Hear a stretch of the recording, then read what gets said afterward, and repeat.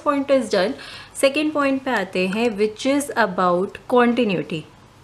तो जो कॉन्टिन्यूटी है इसके लिए हमने फंक्शन को थोड़ा सा चेंज करा है, तब हम डिफाइन कर रहे हैं। तो हमारा जो फंक्शन है 1 at x is non zero and x equal to zero पे हमने डिफाइन कर दिया इसको ज़ीरो। तो एक नया फंक्शन तैयार हो गया है।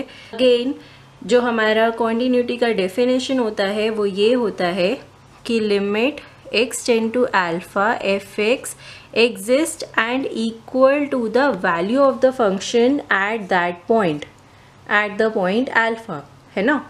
तो यहाँ पे हमने ऊपर प्रूफ कर दिया कि लिमिट ऑफ द फंक्शन जो हमारी है वो एग्जिस्ट करिए एंड इक्वल टू ज़ीरो है। F at alpha, f at zero, alpha is zero here, zero पे बात हो रही है, तो f at zero is zero हमने फंक्शन में कंसिडर कर लिया, है ना।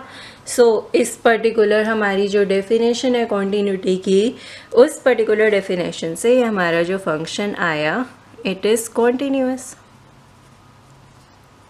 Eight zero and for alpha greater than zero, again because limit ही उसके लिए एग्जिस्ट कर रही है ना। तो यहाँ से हमारे पास दूसरा पॉइंट भी आ गया। Now let's second point, continuity of the function. So this function जो हम कंसिडर कर रहे हैं आपका ये वाला function of fx where fx is this one now, not that one जो ऊपर लिया था वो वाला नहीं, है ना।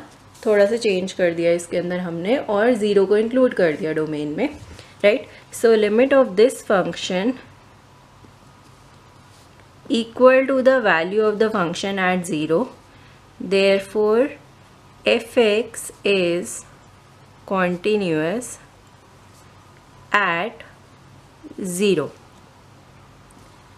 if alpha is greater than 0.